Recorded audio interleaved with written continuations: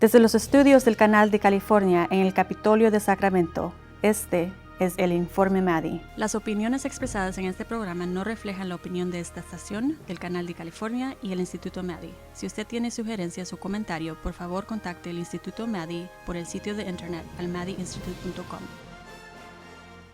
Nuestro invitado hoy es el señor Paul Sikowski, que es director asociado de la Comisión de Gobierno Local, y nos va a hablar hoy de las comunidades vivibles. Bienvenido, señor Paul. Gracias. Gracias. Entonces, ¿nos puede decir y explicar de qué se trata ese término de comunidades vivibles? Sí, básicamente es una comunidad donde la gente se siente segura y saludable.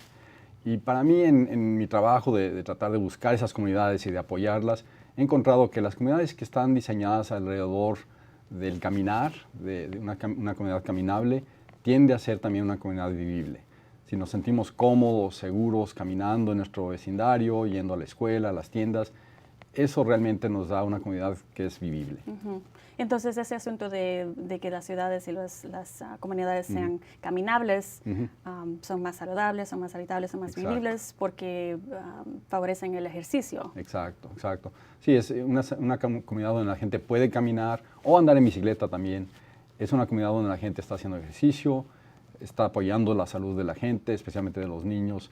Y eso nos ayuda a crear comunidades donde la gente esté cuidando su comunidad, ¿verdad? Ajá.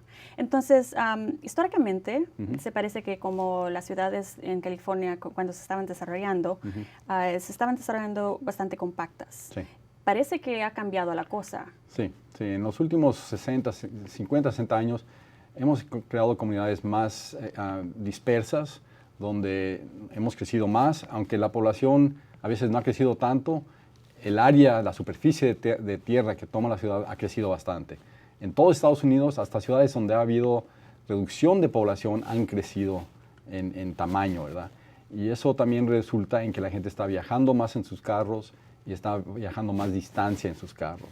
Entonces están pasando más tiempo en sus carros. Exacto. Que viven más lejos de las ciudades y están yendo al trabajo más lejos. Sí, sí. Y eso complica, hace más difícil que la comunidad sea vivible porque, por ejemplo, no tenemos calles caminables, no tenemos lugares donde ir caminando de manera segura y la gente está pasando más tiempo en su carro, no está pasando el tiempo con su familia, con su comunidad. Así que hemos visto eso realmente desde la época después de la Segunda Guerra Mundial, cuando Estados Unidos empezó a crecer muchísimo y empezamos a desarrollar áreas que eran áreas de agrícolas o de terreno baldío, áreas abiertas, ¿verdad? Y eso ha creado una situación donde esas comunidades no funcionan tan bien ahora. Y entonces, como está diciendo que las gentes ahora pasan más tiempo en el carro, sí.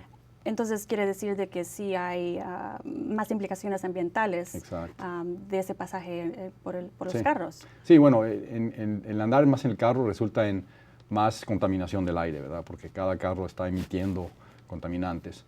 Además, el problema es que estamos también impactando otros aspectos del medio ambiente.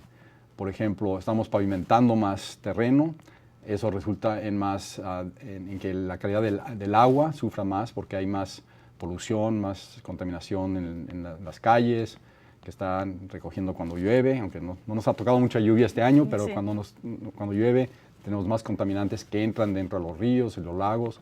También vemos problemas de contaminación ambiental del aire por temas de los carros y también hemos visto que hemos perdido áreas verdes que son muy importantes para mantener buena salud de nuestra población, para tener lugares donde el aire y el oxígeno se pueda producir, reducir cuánto polvo hay en el aire. Todas esas cosas son impactadas por cuánto terreno estamos desarrollando y pavimentando, ¿verdad?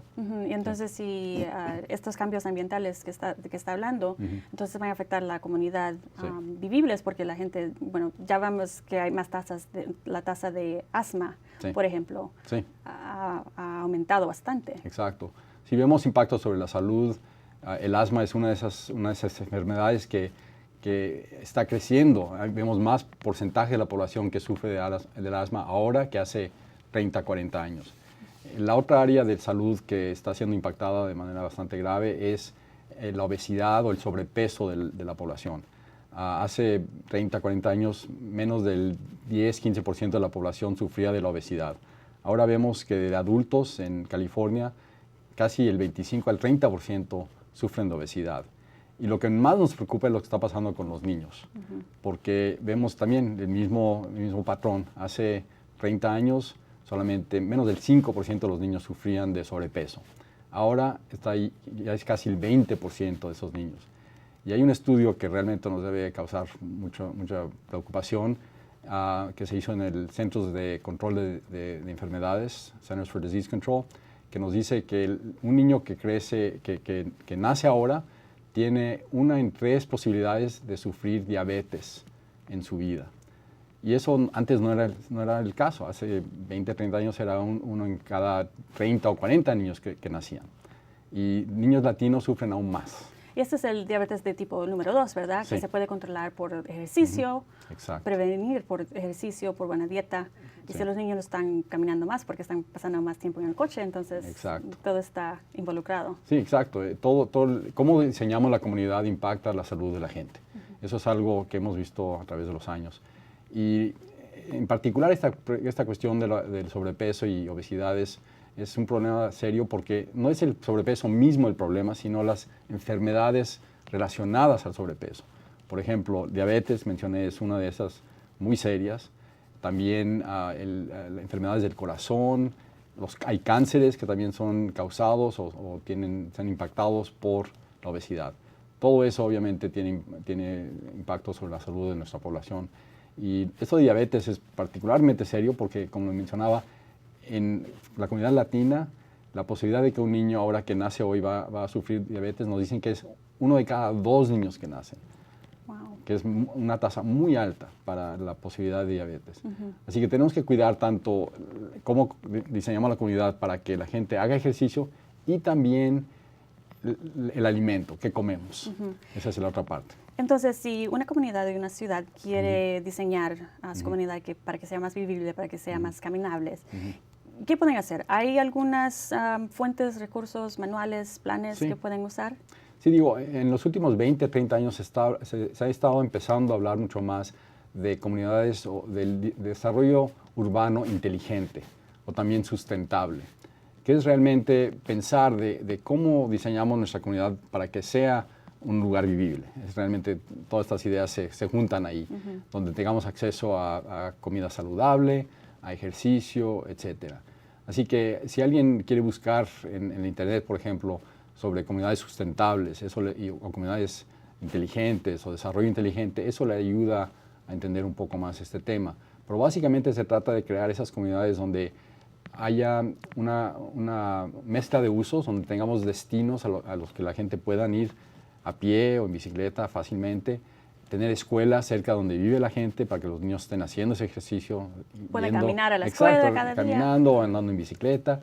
También donde tengamos un lugar donde las calles y las banquetas o aceras estén diseñadas de manera de que sean seguras, es fácil caminar, cruzar la calle, donde los carros no vayan demasiado rápido. Todo eso ayuda a crear esas comunidades. Y también hay unos, bueno, en inglés se llama food desert, ¿verdad? Sí. Que son áreas de que pues no hay almacenes, no hay tiendas donde familias puedan ir fácilmente a comprar qué hacer por el lunch o por desayunar, los que hay. Entonces, esta es parte. Es parte de este problema. Y hay comunidades que están viendo cómo resolver esos problemas de food deserts o desiertos de alimentos. Realmente es un desierto donde no hay buen alimento.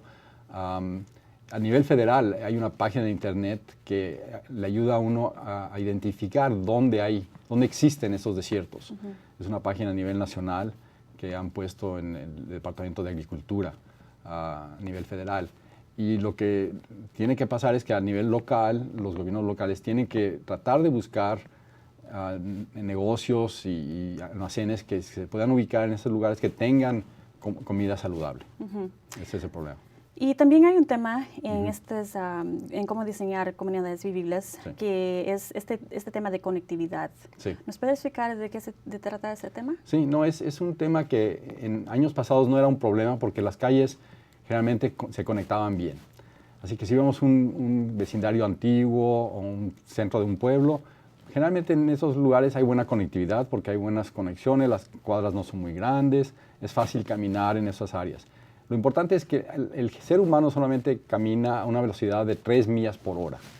Y si si por ejemplo no hay conectividad, si nos desvían mucho, tenemos que, por ejemplo, dar mucha vuelta, la gente dice, francamente, no voy a caminar, voy a tomar el carro, porque no es conveniente ahora, hemos hecho inconveniente el caminar. Pero si tenemos comunidades con buenas conexiones, donde hay buenas cuadras, o si no hay conexiones de calles, por lo menos que haya conexiones a nivel de veredas. También eso puede ayudar mucho a que la gente pueda llegar del punto A al punto B sin tener que tomar el carro. Entonces, estamos hablando bastante del caminar, sí, pero también diferentes modos de tránsito son tomar la bicicleta, sí. Si las comunidades quieren saber quieren ser más saludables, entonces también hay otros varios modos de tránsito. Entonces, claro, ¿cuáles son algunas cosas de que las comunidades deben de considerar para incluir estos diferentes modos de tránsito?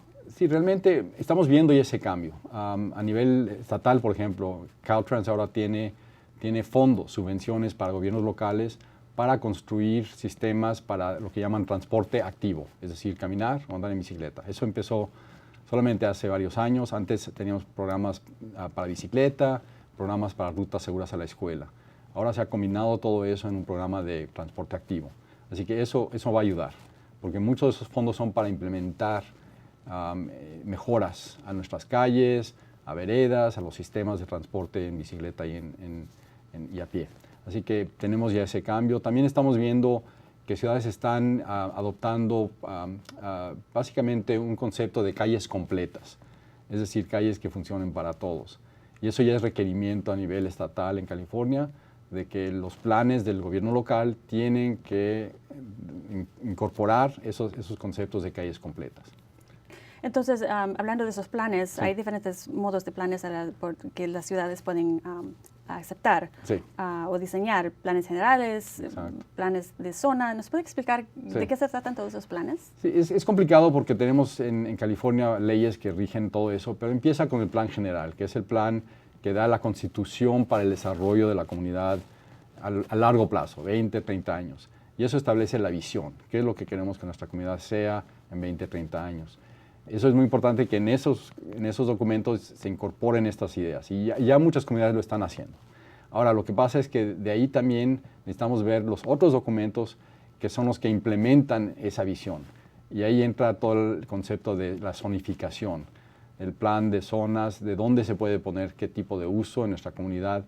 También es muy importante que ese documento se cambie, porque muchas veces hemos creado documentos donde realmente separamos mucho los usos y hacemos que sea más difícil que la gente pueda, por ejemplo, tener una escuela cerca de donde vive o, por ejemplo, una tienda cerca de donde viven. Y los últimos 20, 30 años nos hemos dado cuenta que realmente necesitamos tener esa mezcla de usos, donde haya destinos a los que la gente pueda caminar. Y eso se rige más por las leyes de zonificación. ¿Y eso se hace a nivel de la ciudad o al nivel del condado? En ambos casos, cada uno tiene su ley. Así que las ciudades tienen su zonificación y también el condado para las áreas afuera de las ciudades, ellos también tienen sus zonas donde permiten distintos usos. Y los concilios de las ciudades y de los condados tienen que aceptar estos planes. Exacto. Entonces, si yo soy un ciudadano que vivo en una ciudad o en un condado y estoy viendo que todos esos planes, como usted está explicando, están siendo debatidos al nivel del concilio del condado por los supervisores. Entonces, ¿qué puedo hacer yo para saber qué está pasando? O si no me gusta algo, si pienso de que tal vez necesitamos una tienda porque tenemos un desierto de alimento, ¿qué puedo hacer yo? Creo que lo principal es ver qué planes se están mejorando. Porque cada 3, 4, 5 años se hacen planes nuevos o se hacen mejoras o cambios a los planes. Así que lo importante es ver si hay esa oportunidad, si ya se está haciendo lo que llaman el update del plan general, esa es una oportunidad. Además, también es simplemente hablar con los departamentos de planificación. Muchas veces ellos quieren oír de los residentes y saber cuáles son los problemas en los vecindarios. Pero la gente como que tiene miedo de ir al gobierno. Pero realmente los gobiernos locales muchas veces están ahí para servir y ellos quieren saber cuáles son los problemas. Así que no es solamente de quejarse, pero simplemente de comunicarle al Departamento de Planificación, oigan, miren, en esta área realmente se nos hace muy difícil cruzar la calle, se nos hace difícil ir a la escuela de manera segura, nos falta ese almacén para comida saludable, ayúdenos, vean qué planes se pueden hacer.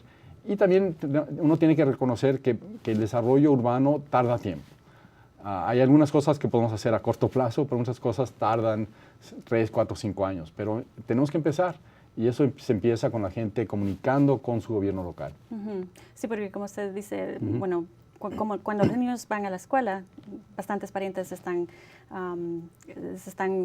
tienen miedo de que si los niños van a estar seguros de cruzar la calle. Entonces se les tiene que decir al concilio de las ciudades, necesitamos, ¿saben qué? Necesitamos esta parada o esta ruta para que los niños vayan a la escuela. Sí. Y eso le ayuda también a la ciudad a luego buscar esos fondos. Mencionaba antes que Caltrans tiene estos fondos para transporte activo. Si la ciudad sabe que aquí falta un cruce seguro o una banqueta o alguna conexión, eso les ayuda a identificar esos proyectos y decirle también a Caltrans, miren, aquí hay residentes que nos están exigiendo estos planes, porque en esos proyectos necesitan que la población esté apoyando estos planes.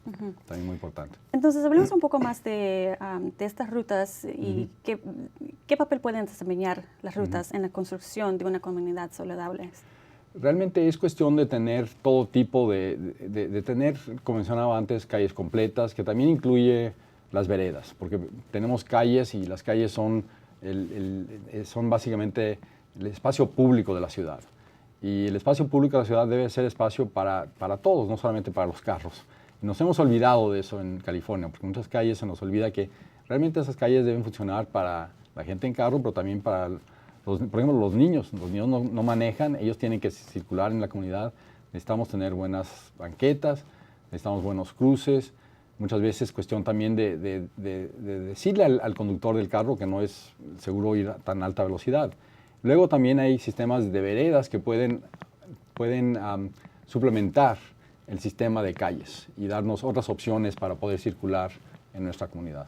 Y otras opciones también, hablando de opciones para ir de punto A a punto B, son diferentes modos de tránsito, como buses o como trolleys, que le llaman en inglés. Entonces, pero vemos, por ejemplo, en el Valle Central, no se parece que hay bastantes opciones así, pero en ciudades mucho más grandes, como en Sacramento o Los Ángeles o en San Francisco, sí se ven bastantes más diferentes modos de tránsito. ¿Piensa de que solamente funcionan esos modos de tránsito cuando hay bastante población en una ciudad? Generalmente es más problema poner transporte público en una ciudad pequeña o donde no haya la densidad alrededor de las estaciones o las paradas, ¿verdad? Ahí es donde tenemos el problema. Porque cuesta mucho, por ejemplo, poner un sistema de riel, un sistema de light rail, de riel ligero, cuesta bastante cada milla, millones de dólares. Así que para poner esos sistemas tenemos que asegurarnos que va a haber suficiente gente que va a usar ese sistema. Y si no hay suficiente gente que vive alrededor de esa estación, pues no va a funcionar. Y en ciudades más pequeñas o en pueblecitos, pues realmente no hay la densidad para apoyar eso. Pero aún ahí es posible, por ejemplo, tener buen servicio por ejemplo, de autobús, de camiones que circulen en la ciudad. O hay ciudades que ponen camiones más pequeños, que no son tan grandes, son un poco más fáciles de usar. Y depende realmente del tamaño de la ciudad, a qué destinos tiene que ir la gente. Yo he trabajado en ciudades bastante pequeñas, en el condado de Fresno, por ejemplo, donde hay un sistema de transporte público, pero solamente, por ejemplo, hay uno o dos camiones en la mañana que van a Fresno y 2 camiones que regresan en la tarde. Y sería bueno ver si se podría ampliar esos sistemas. Pero sí es complicado, porque realmente si no hay más población y más densidad, no funcionan esos sistemas. ¿Y es eso algo que el gobierno federal o el gobierno a nivel estatal, eso ven si hay bastante gente? Sí, no, cuando ellos están revisando, por ejemplo, proyectos de transporte, porque muchas veces son financiados por el gobierno federal o estatal, ellos quieren saber que ese sistema va a ser un sistema eficiente y no va a construir un sistema donde realmente no va a haber suficiente gente usando el sistema. Y es por eso que es problemático poner sistemas más grandes, por ejemplo, de riel, porque esos sistemas cuestan mucho y tienen que ser eficientes, tienen que tener gente que lo use. Pero sabemos que con los autobuses esos pueden funcionar muy bien en ciudades medianas, siempre y cuando la gente sepa que es un sistema conveniente, eficiente, seguro, etcétera. Bueno, y otra cosa que afecta este asunto de comunidades vivibles es en el Valle Central especialmente, hay bastantes casas, bastantes hogares que son unifamiliares. Hay bastantes familias que viven en casa y después que van y trabajan y usan el auto. ¿Hay algo que se puede superar para planificar comunidades vivibles? Sí. Parte de eso realmente es que estamos empezando a reconocer que no debemos construir solamente un tipo de vivienda en una ciudad. La vivienda unifamiliar, por ejemplo, funciona bien para cierto tipo de residente, pero no para todos. Por ejemplo, para gente más joven que apenas salió de la escuela, que está buscando su primer trabajo, puede vivir muy cómodamente en un apartamento o, por ejemplo, en lo que llamamos un espacio auxiliar, por ejemplo, tener una casa con un apartamento junto a la casa sencilla, por ejemplo. Y también estamos viendo que la gente de mayor edad muchas veces ya no quieren la casa grande de 5 recámaras para todos los niños ya se fueron de la casa, es solamente más trabajo mantener, también tenemos el jardín. Para gente de edad más avanzada a veces es bueno tener espacios un poco más pequeños donde sea más fácil vivir. Mi esposa y yo hace 7, 8 años nos cambiamos de una casa unifamiliar en los suburbios alrededor de Sacramento a un apartamento en Midtown, la área más cercana al centro. Y nos ha ido muy bien porque ya no tengo que mantener jardín, que francamente nunca me gustaba. Ahora puedo caminar a mi trabajo, hago ejercicio caminando y regresando del trabajo. Tenemos tiendas y tenemos restaurantes, cafés cerca donde vivimos. Y para nosotros, a nuestra edad, nos está funcionando muy bien. Así que tenemos que pensar en que, aún en las ciudades más pequeñas, necesitamos algunas viviendas multifamiliares, algunas viviendas unifamiliares y también todo tipo de vivienda para distintas personas que viven ahí. Sí. Bueno, y también hay esta lógica de que limitar el crecimiento de ciudades, que por el uso del auto, otras cosas, tal vez tendrá un efecto que no se quiere tener, que es de que las personas van a decir, pues mejor me mudo a los suburbios, y cuando pasa eso, van a manejar más para entrar al trabajo y para salir de regreso. ¿Qué piensa de esa lógica? ¿Hay algo? Digo, es un tema bastante importante porque lo que estamos empezando a ver, por ejemplo, en algunas regiones, particularmente, por ejemplo, en las áreas de Los Ángeles, las áreas más urbanizadas, es que la gente está gastando muchísimo en el transporte. Y cuando compra una casa más alejada del centro, piensan, voy a comprar una casa más barata, porque estoy más lejos de, por ejemplo, el centro de Los Ángeles, pero no consideran cuánto van a gastar en el transporte. Y sabemos que tener un carro, nos dicen que gastamos como $7,000 a $8,000 al año en mantener un solo carro. Si en vez tomáramos esos fondos y los invirtiéramos en una casa más, por ejemplo, más cercana a nuestro trabajo, más cercana al centro, podríamos conseguir una hipoteca, un mortgage, más grande, porque no estamos gastando tanto en el transporte diario. Y ahora estamos viendo algunas comunidades donde la gente está gastando más en el transporte que en la vivienda. Y eso realmente no funciona bien. Así que vivir en un área más cercana al trabajo, donde tengamos que viajar menos, o usar transporte público, o caminar, o andar en bicicleta, todo eso ayuda a reducir nuestro gasto en transporte. No solamente se hace más barato, pero también vas a salir con mejor salud. Exacto, también. Y también en Los Ángeles, que hay personas que pasan 2, 3 horas manejando. Exacto. Todo ese costo de gasolina, que es bastante, y el mantenimiento del coche. Sí, y además, me parece a mí un problema muy grave el que no estás pasando ese tiempo con tu familia. Estás pasando ese tiempo en un carro, enajenado realmente del resto de la sociedad, porque cuando estamos en los carros siempre es yo contra ellos, ¿verdad? No tenemos ese sentido de comunidad. Pero si paso más tiempo en mi vecindario, con mis hijos, con mis vecinos, estoy más integrado socialmente a mi comunidad. Hay ciudades, o por ejemplo la Comisión de los Gobiernos Locales, que usted es parte, han hecho algunos reportes o informes sobre este uso del carro y, por ejemplo, el mantenimiento de las carreteras, que me imagino que se hace más gasto a largo plazo por ciudades y condados. Sí.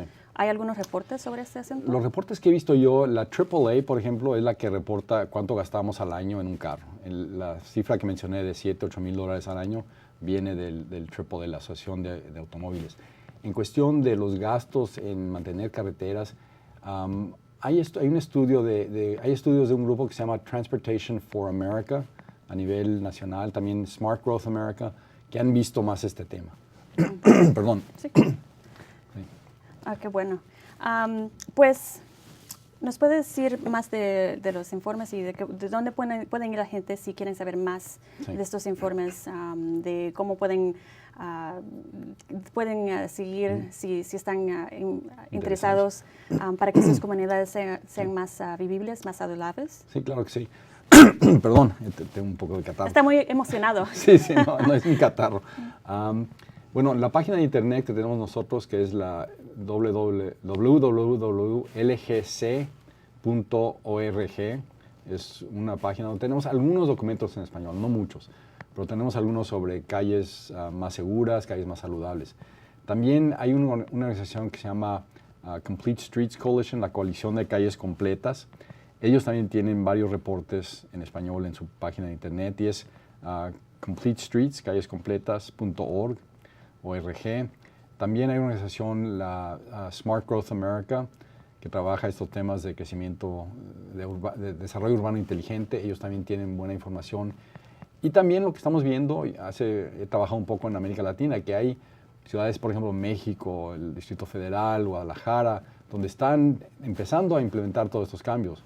En México, por ejemplo, el transporte público, ahora hay varias líneas de Metrobús. También están impulsando mucho el ciclismo ahora en México y en Guadalajara y en otras ciudades de México. Y en América Latina, también en Colombia, en Bogotá, tenemos muy buenos ejemplos. Así que en algunos de estos temas, como el ciclismo, realmente América Latina está más avanzada que Estados Unidos en estos temas. Vemos sistemas de ciclismo muy buenos en algunas de estas ciudades, como Bogotá, por ejemplo. Así que hay información realmente de todo tipo sobre estos temas. Pues muchas gracias por estar aquí con nosotros y por explicarnos de este asunto. Es un asunto muy importante. Gracias. Y si ustedes quieren saber más, si quieren estar más al día por asuntos políticos a nivel federal, locales y estatales, nos pueden seguir al Twitter, al @Maddy Institute. También pueden ir a nuestro sitio de web, al maddyinstitute.com. Y pueden estar informados por el boletín de noticias a cada día. Por el Informe Maddy, yo soy Ana Jovel Meléndez. Gracias por estar con nosotros.